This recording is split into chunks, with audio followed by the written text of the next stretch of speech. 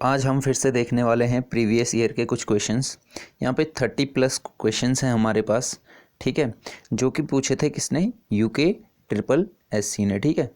तो इन्होंने एक कंडक्ट कराया था एग्ज़ाम, फिल्म बाद में इसे इन्होंने रिकंडक्ट करवाया, ठीक है, वट एवर वो जो कुछ भी रहा हो, ठीक है। तो हम देखते हैं यहाँ पे कुछ क्वेश्चंस जो कि जेई लेवल के लिए हैं, ठीक है। फर्स्ट क्वेश्चन है हमारे पास, if Q of a LC circuit increases then bandwidth, ठीक है। तो अब यहाँ पे एक फार्मूला होता है, ठीक है। अगर फार्मूले की बात करें तो फार्मूला क्या होता है, बैंडविड्थ क्या होती है, फ्रीक्वेंसी अपॉन क्यू, ठीक है। तो अब आपको दिख रहा होगा कि बैंडविड्थ और क्यू में क्या रिलेशन है यहाँ पे। तो बैंडविड्थ और क्यू में रिलेशन क्या हो गया, इनडायरेक्टली प्रोपोर्शनल, ठीक है। तो अगर बैंडविड्थ हम कहें कि बढ़ रही है, ठीक है, तो हमारा क्वालिटी फैक्टर क्या होगा, डिक्रीज होगा, ठीक है। तो यहाँ पे देखो इसने क्या पूछा है कि क्यू क्या हो रहा है, ठीक है, इंक्रीज हो रहा है, ठीक है। तो क्वालिटी फैक्टर क्या हो रहा है, इंक्रीज हो रहा है, तो बैंडविड्थ क्या होगी, उसका अपोजिट। तो इसका कौन सा वाला आंसर सही है, इसका आंसर है, कौन सा आंसर सही हो जाएगा इसका इस हिसाब से, बी वाला, जो कहता है कि ये डिक्रीज हो रहा है, ठीक है। तो बी आंसर हमारा क्या हो जाएगा, सही हो जाएगा, ठीक है। अगर नेक्स्ट की बात करें, नेक्स्ट क्वेश्चन हमारे पास क्या है, ठीक है। तो नेक्स्ट क्वेश्चन पूछ रहा है the equivalent capacitance of circuit point A और बी के बीच में इक्विवेलेंट कैपेसिटेंस हमें कैलकुलेट करना है, ठीक है। अगर इक्विवेलेंट कैलकुलेशन की बात करें कैपेसिटर की, तो ये सीरीज़ में क्या होता है, सीरीज़ में 6 और 12 का हमें इक्विवेलेंट निकालना है। तो 6 × 12 अपॉन 6 + 12, ठीक है। 12 छक्का 72 होता है और 12 6 18, ठीक है। तो ये कितना हो जाएगा, 18 चक्कों 72, ठीक है। तो 4 हो जाएगा ऊपर वाली ब्रांच का, ठीक है। अगर नीचे वाली ब्रांच की बात करें तो इसका कितना हो जाएगा टोटल, नीचे वाली ब्रांच का हो जाएगा, इस वाले की बात करते हैं, अगर नीचे वाले इस 8 की बात करते हैं और यहाँ ऊपर 4 माइक्रोफैरड हो गया था, ठीक है। तो अगर मैं बात करूँ 4 और 8 कितना होता है, 2 ब्रांचें बच जाएंगी पैरेलल में, ठीक है। तो 8 + 4, ठीक है, 8 + 4, ठीक है, कितना होता है 12 माइक्रोफैरड, ओके। तो इसका हो जाएगा कौन सा वाला आंसर, डी वाला, which is 12 microfarad, okay. Next question देखें, नेक्स्ट क्वेश्चन हमसे क्या पूछ रहा है, नेक्स्ट क्वेश्चन पूछ रहा है बेसिकली फोटोडायोड से, ठीक है। फोटोडायोड से बहुत सारे क्वेश्चंस बनते हैं। फर्स्ट क्वेश्चन देखते हैं क्या पूछ रहा है, dark current in photodiode due to, dark current किसके कारण होती है, ठीक है। फोटोडायोड में किसके कारण होती है, जो क्या होती है, थर्मली जनरेटेड क्या होते हैं, माइनॉरिटी कैरियर्स होते हैं, ठीक है। एवलांचे मल्टीप्लिकेशन का यहाँ पे कोई फिनोमेना होता है नहीं, ठीक है। डिफ्यूज माइनॉरिटी कैरियर्स का कुछ फिनोमेना है नहीं, ठीक है। मेजॉरिटी कैरियर्स के कारण फॉरवर्ड करंट होती है, जो इस केस में फ्लो होती नहीं है, ठीक है। उसके बाद अगर फोटोडायोड की बात करें, ठीक है, तो फोटोडायोड के हमारे पास कौन कौन से, ठीक है, क्वेश्चंस हो सकते हैं। एक तो फोटोडायोड का क्वेश्चन हो सकता है कि फोटोडायोड का सिंबल होता क्या है, ठीक है। तो फोटोडायोड का जस्ट एलईडी के अपोजिट होता है, ठीक है। होता बेसिकली पीएन जंक्शन डायोड ही है, ठीक है। रिवर्स में यूज़ होता है, ये भी कई बार क्वेश्चन पूछा गया है कि कौन सी बायसिंग में यूज़ होता है, तो आपको क्या लिखना है, रिवर्स बायसिंग, ओके। तो क्या होती है, रिवर्स बायसिंग में फोटोडायोड वर्क करता है, ठीक है। उसके बाद नेक्स्ट क्वेश्चन देखते हैं, नेक्स्ट क्वेश्चन क्या पूछ रहे हैं, एक क्वेश्चन थोड़ा बेसिक यहाँ पे कट गया है। क्वेश्चन पूछता था कि an acceptor semiconductor contains how many valency electrons, ठीक है। तो जो एक्सेप्टर सेमीकंडक्टर्स होते हैं उनमें कितने होते हैं, ठीक है। ये क्वेश्चन मैंने कई बार बताया हुआ है, ठीक है, कि डोनर में कितने होते हैं और एक्सेप्टर में कितने होते हैं, ठीक है। अगर बात करें किसकी, सेमीकंडक्टर्स की, ठीक है, तो सेमीकंडक्टर्स में कितने होते हैं, 4, ठीक है। अगर एक्सेप्टर की बात करें तो कितने होते हैं, 3, और अगर बात करें डोनर की तो इनमें होते हैं 5, ठीक है। तो डोनर में होते हैं 5, एक्सेप्टर में होते हैं 3, और सेमीकंडक्टर जितने मटेरियल होते हैं जर्मेनियम सिलिकॉन, उनके वैलेंसी बैंड कितने होते हैं, 4 इलेक्ट्रॉन्स होते हैं, ठीक है। वैलेंसी इलेक्ट्रॉन्स 4 होते हैं, ठीक है।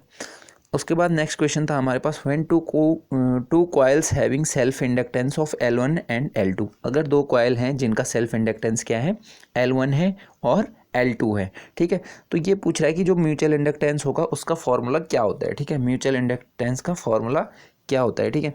तो ये क्वेश्चन कई बारी 2 टाइप से पूछा जाता है बेसिकली, या तो के की टर्म में पूछा जाएगा, K is equal to M, sorry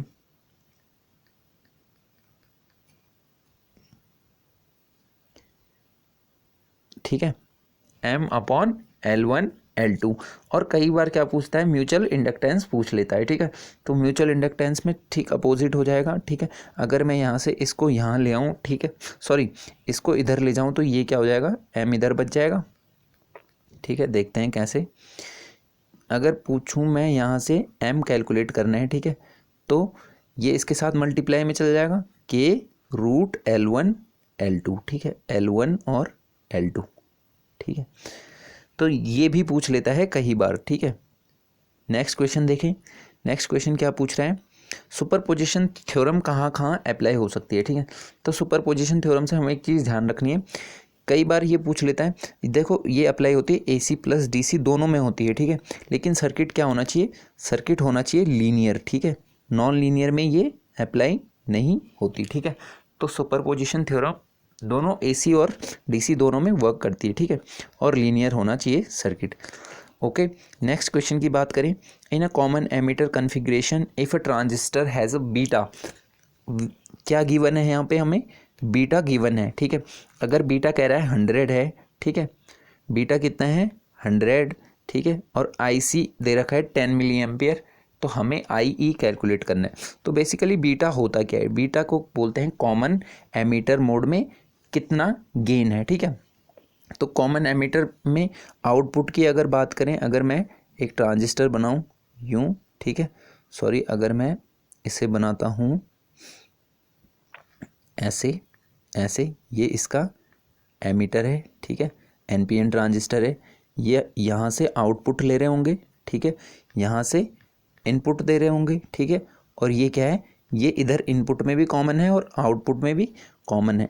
तो जो यहाँ पे IC होगी ना, IC करंट, वो क्या होगी, आउटपुट करंट। तो बीटा क्या हो जाएगा, output current upon input current. तो आउटपुट करंट क्या है हमारे पास, IC, और इनपुट करंट क्या हो जाएगी, output current IC, input current क्या हो जाएगी IB, क्योंकि यहाँ पे बेस है, ठीक है, तो IB। तो यहाँ से हमें क्या पता चला, यहाँ से पता चला जो बीटा होता है वो होता है IC अपॉन IB, ठीक है। अब IC की वैल्यू हमें दे रखी है, IC की वैल्यू कितनी दे रखी है और बीटा की वैल्यू दे रखी है, ठीक है। इसे हटा के दोबारा से देखते हैं, ठीक है, फॉर्मूले तक हम आ गए थे।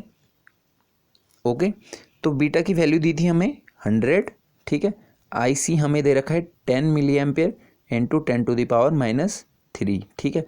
अगर मैं इस 100 को यहाँ से हटा के इसके अपॉन में ले आऊँ, ठीक है, और IB को इधर ले जाऊँ, तो IB की वैल्यू क्या हो जाएगी, IC अपॉन बीटा, ठीक है।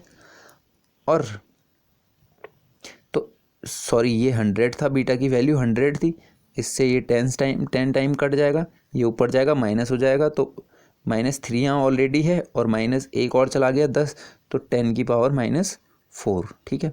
तो ये हो जाएगी हमारी IB की वैल्यू।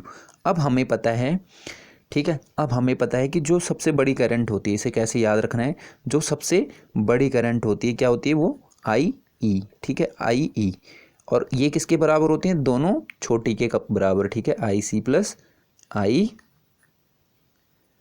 IB, ठीक है। अब IB की वैल्यू हमें पता है, IB की वैल्यू कितनी आई थी, 10⁻⁻4, इसकी वैल्यू पता है 10, ठीक है, तो 10 में 0.001, ठीक है, 01, ठीक है। तो ये हमारा सही आंसर हो गया यहाँ पे, ठीक है। तो 100 पॉइंट ये तो हो नहीं सकता, ठीक है, तो यहाँ से हमारे पास क्या आंसर आया, 10.1 मिली एम्पियर, ठीक है।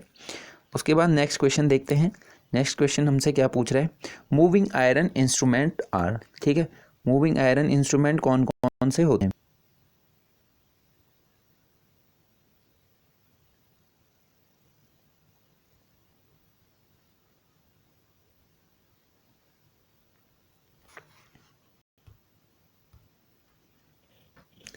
सॉरी फॉर दैट, ठीक है।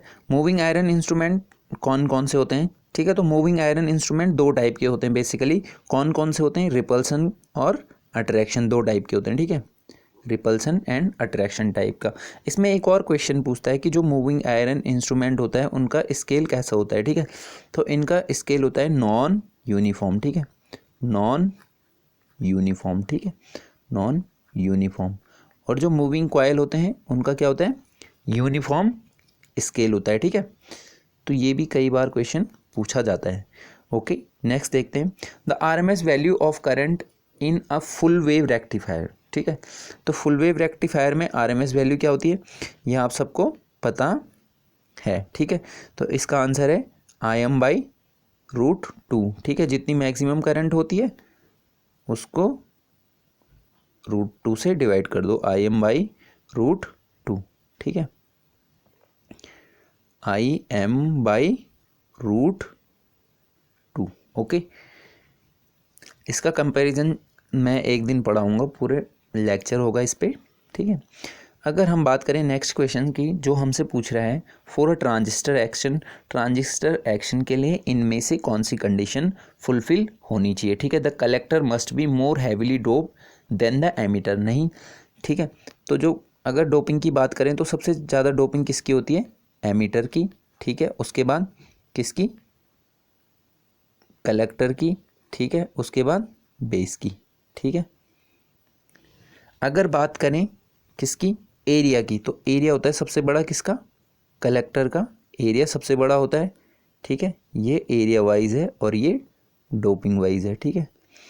और सबसे बड़ा एरिया होता है कलेक्टर का, उसके बाद होता है एमीटर का, और उसके बाद होता है बेस का, ठीक है। बेस सबसे कम एरिया वाला होता है, ठीक है। अब इसके पीछे रीज़न है क्यों एमीटर सबसे ज़्यादा डोप्ड होता है, क्योंकि सबसे एमीटर इसे एमिट करने होते हैं इलेक्ट्रॉन्स या होल्स, ठीक है। तो ये एमिट करता है इलेक्ट्रॉन्स को, ठीक है। तो उस वाले केस में क्या होता है, इसके पास सबसे ज़्यादा होने चाहिए, ठीक है। तो इसलिए हाईली डोप्ड रखा जाता है एमीटर को। उसके बाद जो कि 98% कहाँ पहुँच जाते हैं, कलेक्टर में पहुँच जाते हैं। तो कलेक्टर में इसके बाद डोपिंग की जाती है। और सबसे कम बेस को इसलिए रखा जाता है ताकि रिकम्बाइन न कर पाएँ बेस रीजन में, जो इलेक्ट्रॉन्स कहाँ से होके आ रहे हैं, एमीटर साइड से आ रहे हैं, ठीक है। अगर बात करें एरिया की, एरिया कलेक्टर का सबसे ज़्यादा इसलिए रखा जाता है क्योंकि यहाँ पे हीट का इश्यू होता है, ठीक है। तो हीट को मिनिमाइज़ करने के लिए रखा जाता है, ठीक है। तो ये फर्स्ट वाला पॉइंट तो यहाँ पे है नहीं, ठीक है। जिन भाई साहब ने लगाया है ये गलत लगाया हुआ है, ठीक है। The collector base junction must be forward bias, ठीक है। कलेक्टर बेस जंक्शन क्या होना चाहिए, रिवर्स बायस होना चाहिए। ये वाली कंडीशन क्या है, गलत है, ठीक है। और जो एमीटर और बेस वाला है वो होना चाहिए क्या, फॉरवर्ड बायस। तो फॉरवर्ड बायस ये क्या है, गलत लिख रहा है, ठीक है। उसके बाद अगर हम बात करें किसकी, नेक्स्ट की, the base reason must be very narrow, ठीक है। तो ये मैंने पॉइंट बता दिया है यहाँ पे। तो इसका सही आंसर क्या हो जाएगा, जो बेस रीजन है वो क्या होना चाहिए, मस्ट बी नैरो, बहुत पतला होना चाहिए ताकि रिकम्बाइन ना कर पाए, ठीक है। और मैक्सिमम जो हमारे इलेक्ट्रॉन्स है वो कहाँ चले जाएं, कलेक्टर रीजन में, कहाँ से, एमीटर रीजन से। तो 95 to 98% क्या होते हैं, सारे चले जाते हैं कहाँ पे, कलेक्टर रीजन में। ओके, अगर बात करें नेक्स्ट क्वेश्चन की, तो हमसे पूछ रहा है the 5 flags in 8085 are designated, ठीक है। तो कौन कौन से 5 फ्लैग्स होते हैं, ठीक है। तो जेड फ्लैग होता है, कैरी फ्लैग होता है, साइन फ्लैग होता है, पैरिटी फ्लैग होता है और एक्सिलरी कैरी फ्लैग होता है। तो ये पांचों फ्लैग कौन से होते हैं, 8085 के केस में होते हैं, ठीक है। बाकी हमें ऑप्शन देखने की ज़रूरत है नहीं, ठीक है। नेक्स्ट क्वेश्चन देखते हैं। नेक्स्ट क्वेश्चन क्या पूछ रहा है, the input resistance of an op amp is, ठीक है। अब देखो यहाँ पे दो, ये क्वेश्चन हमेशा कंफ्यूज करता है, ठीक है। हमें पता है कि इनपुट रेजिस्टेंस क्या होगा, बहुत कम होगा, ठीक है, वेरी स्मॉल, ठीक है। अब आपसे अगर उसने पूछा है कि ठीक है, वेरी स्मॉल होगा, ठीक है। अगर आपसे पूछ लेता यहाँ पे ओप एम्प की जगह शुरू में लगा देता आइडियल, ठीक है। अगर ये बोलता कि आइडियल ओप एम्प का कितना होता, तो फिर आपका आंसर ये ना हो के क्या होता, आपका आंसर क्या होता उस वाले केस में, आपका आंसर होता ये 0, ठीक है, अगर ये आइडियल ओप एम्प की बात कर रहा होता है। ओके, नेक्स्ट देखते हैं, reverse bias PN junction has, ठीक है। तो रिवर्स बायस में पीएन जंक्शन में क्या होता है, वेरी नैरो डिप्लीशन रीजन, नहीं। डिप्लीशन रीजन क्या होती है, मैक्सिमम हो जाती है। अगर रिवर्स बायस हम बढ़ाते जाएं तो रिवर्स बायस में ये बढ़ती जाएगी डिप्लीशन रीजन, ठीक है। ऑलमोस्ट नो करंट, ठीक है। तो ये वाला ऑप्शन हमारा क्या है, करंट फ्लो नहीं होती, किस केस में, इस वाले केस में। Okay, almost no current. अगर आपने पीएन जंक्शन का ग्राफ देखा होगा, ठीक है। तो उसमें क्या होता है, कुछ ऐसे होता है, ठीक है। तो फॉरवर्ड बायस में तो यूँ फ्लो हो रही है, लेकिन यहाँ पे यूँ बहुत कम, लगभग 0 की बराबर करंट फ्लो हो रही होती है, ठीक है। अगर बात करें नेक्स्ट क्वेश्चन की, तो हमसे क्या पूछ रहे हैं, 3 बूलियन ऑपरेटर्स। देखो कितना सिंपल सा क्वेश्चन है और पूछा गया हुआ है, ठीक है। तो ये पूछ क्या रहा है, कौन कौन से 3 बूलियन ऑपरेटर्स हैं, ठीक है। तो नॉट और एंड, तीनों क्या हैं, बूलियन ऑपरेटर है। अगर ये पूछता यूनिवर्सल गेट तो आप क्या बोलते हैं, नॉर एंड नैंड, ठीक है, नैंड।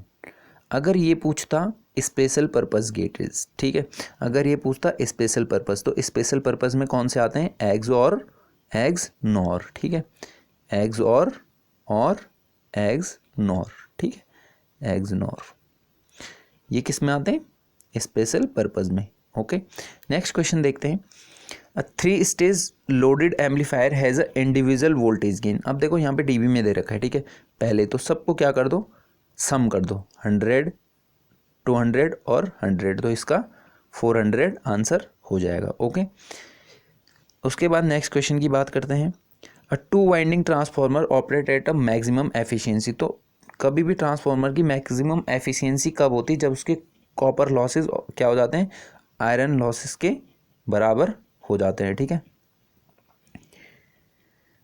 ओके,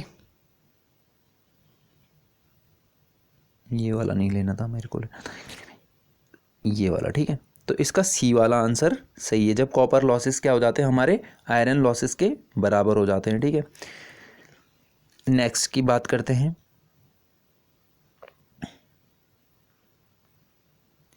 अ 2 वाइंडिंग ट्रांसफार्मर, ये हम बता चुके हैं, ठीक है। अब नेक्स्ट क्वेश्चन है, a current source has a high internal impedance shunt across the current. अब करंट सोर्स की बात कर रहे हैं, ठीक है। तो करंट सोर्स हमेशा क्या होता है, एक यूँ लगा होगा, ठीक है, इसके पैरेलल में एक रेजिस्टेंस लगा होगा, ठीक है। अब देखो हाई इंटरनल इम्पीडेंस, ठीक है। तो मैंने आपको एक चीज़ बताई होगी शायद, कि जो हमारा एमीटर होता है, ठीक है, और जो वोल्ट मीटर होता है, ठीक है। अब क्या होता है, वोल्ट एमीटर को हम किस में लगाते हैं, करंट को मेजर करने के लिए सीरीज़ में लगाते हैं। तो सीरीज़ में लगाते हैं तो इसका क्या होना चाहिए, जो इनपुट रेजिस्टेंस होता है एमीटर का, वो क्या होना चाहिए, मिनिमम होना चाहिए, 0 होना चाहिए, ठीक है। और इसका जस्ट अपोजिट होता है किस वाले केस में, करंट सोर्स में, ठीक है। अगर एमीटर का बहुत कम है तो करंट सोर्स का मैक्सिमम इंटरनल रेजिस्टेंस होना चाहिए, ठीक है। तो यहाँ पे क्या कह रहा है, हाई इंटरनल इम्पीडेंस, ठीक है। ये तो कह दिया इसने हाई इंटरनल इम्पीडेंस, उसके बाद क्या लिखा हुआ है, shunted across the current source, ठीक है, ठीक है। तो इसकी बात कर रहा है, इसकी वैल्यू क्या होगी, वेरी हाई होगी। अगर ये क्या होगा, ये वाला जो यहाँ पे करंट सोर्स लगाते हैं, सॉरी दोबारा से देखते हैं, से ये रहा, ठीक है। अगर मैं बात करूँ यहाँ पे, ठीक है, ये अगर इसका रेजिस्टेंस बहुत कम हो जाए तो सारी करंट तो यहीं से फ्लो हो जाएगी ना, ठीक है। तो इसलिए इसे क्या रखते हैं, हाई इम्पीडेंस रखते हैं शंट में, ठीक है। और अगर एमीटर की बात करें तो एमीटर का इंटरनल रेजिस्टेंस कई बार पूछ लेता है, तो कितना होता है एमीटर का इंटरनल रेजिस्टेंस, ये होना चाहिए 0, ठीक है, आइडियली, ठीक है। अगर वोल्ट मीटर का पूछे तो वोल्ट मीटर को हम कैसे लगाते हैं, वोल्ट मीटर को लगाते हैं हम कभी भी, अगर मैं सर्किट बना के बताऊं तो ये हमारा लोड है, अगर मुझे इसके अक्रॉस वोल्टेज नापनी हो तो ये लगाऊंगा मैं पैरेलल में, ठीक है। तो इस केस में इसका क्या होना चाहिए, वोल्ट मीटर का हाई इंटरनल रेजिस्टेंस होना चाहिए, जब भी तो ये हाई इंटरनल रेजिस्टेंस होगा तभी इसके अक्रॉस क्या होगा, इधर कोई करंट फ्लो नहीं हो पाएगी, ठीक है। वरना अगर इसका लो होगा तो लोड में तो कुछ करंट फ्लो होगी नहीं, तो ये वाला पाथ करंट फ्लो कर जाएगी और यहाँ से फ्लो हो जाएगी, ठीक है। तो वोल्ट मीटर का बस हमें सिंपल सा ध्यान रखना है, वोल्ट मीटर का क्या होना चाहिए, इंटरनल रेजिस्टेंस मैक्सिमम होना चाहिए और एमीटर का मिनिमम होना चाहिए, ठीक है। ओके, नेक्स्ट की बात करते हैं, Wien bridge is use to measure the following, ठीक है। अब आपको एक चीज़ पता होनी चाहिए कि जो वैन ब्रिज का जब भी नाम आता है तो वो फ्रीक्वेंसी से रिलेट करता है, ठीक है। वैन ब्रिज हमेशा फ्रीक्वेंसी मेज़र के लिए यूज़ होता है, ठीक है। इंडक्टेंस के लिए मैक्सवेल के ब्रिज होता है, कैपेसिटेंस के लिए शेयरिंग ब्रिज यूज़ होता है। Okay, in a single tone AM modulation the transmission efficiency 4, ठीक है। तो ट्रांसमिशन एफिशिएंसी अगर हम बात करें किसके लिए, सिंगल टोन के लिए, जबकि मॉड्यूलेशन इंडेक्स कितना है, 1 है, तो वो हो जाती है 100%, ठीक है। उसके बाद अगर हम बात करें नेक्स्ट क्वेश्चन हमसे पूछ रहा है for a transmission line having characteristic impedance Z0 and load impedance ZR, ठीक है। तो ये क्या पूछ रहा है, ये फॉर्मूला है Z0 minus ZR upon Z0 plus ZR, ठीक है। तो ये क्या होता है, ठीक है। अगर मैं बात करूं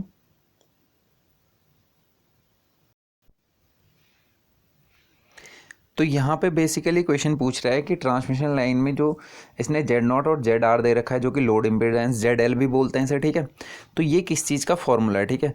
तो यहाँ पे भाई साहब ने थोड़ा गलत कर रखा है, ये VSWR का नहीं है, ठीक है। क्योंकि VSWR का हमें पता होना चाहिए, VSWR की वैल्यू होती है किसी ट्रांसमिशन लाइन के लिए 1 से इन्फिनिटी तक, ठीक है। अगर मैं बात करूं इनपुट इम्पीडेंस की, तो इनपुट इम्पीडेंस तो होगा नहीं, कन्फ्यूजन है सिर्फ VSWR में और रिफ्लेक्शन कोफिशिएंट में, ठीक है। अब रिफ्लेक्शन कोफिशिएंट क्या होता है, टाउ, ठीक है। अगर मैं बात करूं रिफ्लेक्शन कोफिशिएंट क्या होता है, टाउ, ठीक है। और हमेशा रिफ्लेक्शन कोफिशिएंट की वैल्यू कितनी होती है, ये होती है हमेशा, टाउ की वैल्यू होती है 0 से लेकर 1 तक। 0 कब होती है और 1 कब होती है, 1 तब होती है जबकि ये मिसमैच लाइन हो, ठीक है, और परफेक्टली मैच्ड हो, तो रिफ्लेक्शन कोफिशिएंट क्या हो जाता है, 0 हो जाता है, ठीक है। अब बात करते हैं कि सी वाला आंसर इसका सही है, ठीक है। अब मैं बताता हूँ क्यों ये सही है, ओके। सी वाला आंसर क्यों सही है, ओके। अब आप देखो Z0 minus ZR upon Z0 plus ZR, ठीक है। वैल्यू VSWR, अगर ये किसका VSWR को मान ले, इसकी वैल्यू हमेशा क्या होगी, लेस देन 1 ही होगी। अब आप एक एग्जांपल से भी समझ सकते हैं कैसे। अगर मैं Z0 को ले लूँ 50, ठीक है, Z0 को ले लूँ 50, ठीक है, और माइनस 25, ठीक है, और अपॉन 50 प्लस 25 कितना हो जाएगा, 75, ठीक है। तो ये कितना हो जाएगा, हमेशा ये वैल्यू आने वाली है लेस देन 1, ठीक है, लेस देन 1, एक हमेशा बड़ा होगा इससे, ठीक है। तो यही मैं बताने वाला था कि जो ये फॉर्मूला है ना, इससे हम पता कर सकते हैं कि किसका फॉर्मूला है, ठीक है, रिफ्लेक्शन कोफिशिएंट का ये फॉर्मूला है, ठीक है। VSWR को पूछता है कई बारी, क्या पता नेक्स्ट क्वेश्चन मैंने रखा हो, ठीक है। नेक्स्ट क्वेश्चन देखते हैं, which interrupt of the 8085 has the highest priority, ठीक है। ये मैंने माइक्रो प्रोसेसर वाली क्लास में बता रखा है कि जो ट्रैप होता है वो हमारा क्या होता है, हाईएस्ट प्रायोरिटी वाला क्या होता है, इंटरप्ट होता है, ओके। नेक्स्ट क्वेश्चन देखते हैं, VSWR इन ट्रांसमिशन लाइन लाइज बिटवीन, ठीक है। VSWR कितना होता है ट्रांसमिशन लाइन का, 1 से लेकर इन्फिनिटी तक हो सकता है, ठीक है, 1 से लेकर इन्फिनिटी तक हो सकता है, ठीक है। अगर टाउ की बात करें, जो कि हमारा क्या हो सकता है, रिफ्लेक्शन कोफिशिएंट होता है, वो होता है 0 से लेकर 1 तक, ठीक है। कई बार ये एंटीना के लिए पूछ देता है, ट्रांसमिशन लाइन के लिए ना पूछ के VSWR क्या पूछ देता है, एंटीना के लिए, ठीक है। तो जो एंटीना के लिए होता है वो 1 से इन्फिनिटी होता है, लेकिन मैक्सिमम 1 से 2 के बीच में होना चाहिए एक अच्छे एंटीना के लिए, और ये अचीवेबल है, मतलब 1 से 2 के बीच में ही मैक्सिमम टाइम ये होता है एंटीना के केस में, ठीक है।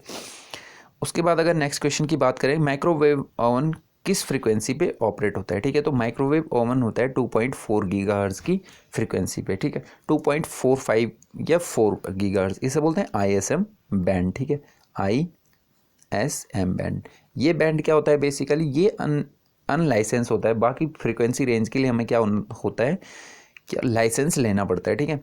लेकिन ये जो क्या है, industrial, scientific and medical band होता है, इसमें कोई लाइसेंस की ज़रूरत नहीं पड़ती। तो हमारे जितने होम अप्लायंसेस होते हैं वो इसी फ्रिक्वेंसी पे ऑपरेट कर रहे होते हैं, जैसे वाईफाई हमारा हो गया, ब्लूटूथ हो गया, ये सारे क्या होते हैं, इसलिए इनको इस बैंड में डिज़ाइन किया जाता है 2.4 गीगाहर्ट्ज़ में, ओके। अगर बाकी फ्रीक्वेंसी 4 फ्रीक्वेंसी रेंज बैंड होते हैं हमारे पास, जो कि क्या होते हैं, बिना लाइसेंस के यूज हो सकते हैं। उसके बाद अगर मैं बात करूं नेक्स्ट क्वेश्चन की, नेक्स्ट क्वेश्चन है what should be the what is the relation between alpha and beta, ठीक है। क्वेश्चन पढ़ने की ज़्यादा ज़रूरत नहीं है, ठीक है। अल्फा और बीटा में हमें रिलेशन पूछ रहा है ये, ठीक है। अल्फा और बीटा में रिलेशन होता क्या है, ठीक है। अगर हम देखें, इसका आंसर है डी, ठीक है। Alpha is equal to beta upon beta plus 1 plus beta या बीटा प्लस 1। अगर मैं बात करूं बीटा की, ठीक है, तो कई बार क्या पूछ लेता है हमसे, बीटा पूछ लेता है कि बीटा क्या होता है, तो ये होता है अल्फा अपॉन 1 माइनस अल्फा, ठीक है। तो ये बीटा और अल्फा में ट्रांजिस्टर वाले से क्वेश्चन था, ठीक है। ये सारे क्वेश्चन पूछे गए हैं, प्रीवियस ईयर के हैं, ठीक है। Using modulation the antenna height, ठीक है। बेसिकली मॉड्यूलेशन का पर्पज़ ही होता है कि एंटीना की हाइट को क्या किया जा सके, कम किया जा सके, ठीक है। तो एंटीना हाइट क्या होती है, डिक्रीज़ होती है मॉड्यूलेशन करने से, ठीक है। क्योंकि ये इम्पॉसिबल सा है कि बहुत बड़े एंटीना डिज़ाइन किया जाए, तो हाई फ्रिक्वेंसी बढ़ाकर एंटीना का साइज़ रिड्यूस किया जाता है, ठीक है। अगर बात करें मोबाइल कम्युनिकेशन से क्वेश्चन आ रखा है, ठीक है। क्वेश्चन क्या पूछ रहा है हमसे, the shape of cellular region का शेप क्या होता है ताकि हम मैक्सिमम रेडियो क्या कर सकते हैं, कवरेज एरिया कवरेज ले सकें, ठीक है। तो इसका आंसर है हेक्सागोनल, ठीक है। अगर मोबाइल कम्युनिकेशन आपने पढ़ा होगा तो आपने देखा होगा कि हेक्सागोनल शेप में क्या होते हैं, शेप में क्या होते हैं, ऐसे ऐसे करके,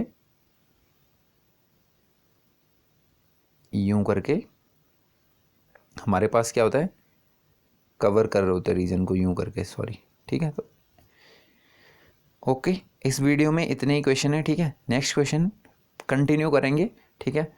एग्ज़ाम चल रहे थे इस वजह से लेट हो गए, ठीक है। फिर डेली वीडियोज़ आने वाली हैं, कंटिन्यू बने रखें, ठीक है। Okay, bye bye, see you in a next video. Okay.